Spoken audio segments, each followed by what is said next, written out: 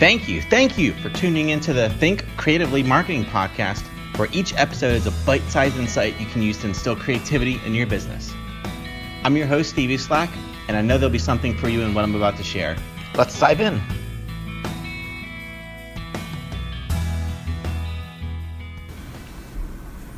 Here we go, episode 3 of the Think Creatively Marketing Podcast.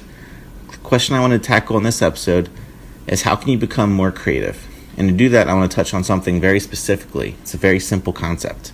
But first, you need a little background filler. So I've been writing for nearly 10 years now, and in some form or another, I've always checked out the latest advice on how to write, how to stick to a schedule, and ultimately how to accomplish what you set out to do. And every time I would read the same thing. The best writers read almost as much as they write, if not more. Now, me personally, I'm far quicker to turn on a movie than to pick up a book. I've gone through spurts where I've read a lot, like commuting on a train for a summer internship I had in Philly, to reading every time I'd go to the beach. But I never felt the enticement to really commit to reading on a consistent basis before. But I'm happy to say that's changed, and that's the secret I want to share with you. Reading a lot really does spark your creative energy and help you to think more creatively. So the tip I want to share here is to spark your creativity. I'm challenging you to read. It might sound simple, and it really is if you think about it.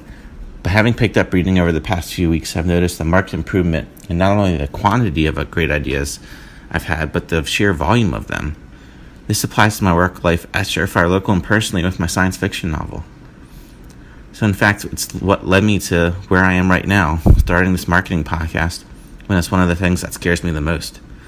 I'm okay in admitting that I have a fear of public speaking. And while this isn't technically speaking physically in front of an audience, the thought of thousands of people could be listening is pretty scary. But that's also part of the thrill of it, to face your fear and push past it. So you can even start small. Read one article online a week that's related to your industry, and really read it. Block out all the outside distractions so you're fully consuming each word you read. Do that for a few weeks, then jump to 2 articles per week, and steadily rise until you notice your creative energy boost because of it. So if you listen to episode 2, you'll remember that I mentioned Alan Gannett and his new book called The Creative Curve.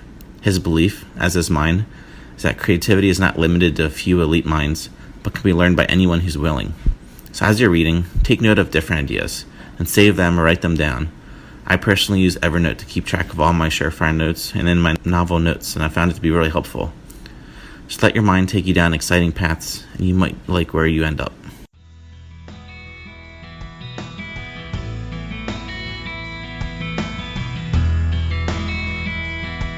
Hey, thanks so much for checking out my podcast. It means so much to me that you've taken these past few minutes to listen in, and I do hope you've learned something of value. Before I sign off, please consider subscribing to the Think Creatively Marketing Podcast. And if you do, go ahead and shoot me an email at steve@eslackmedia.com, and I'd love to connect with you.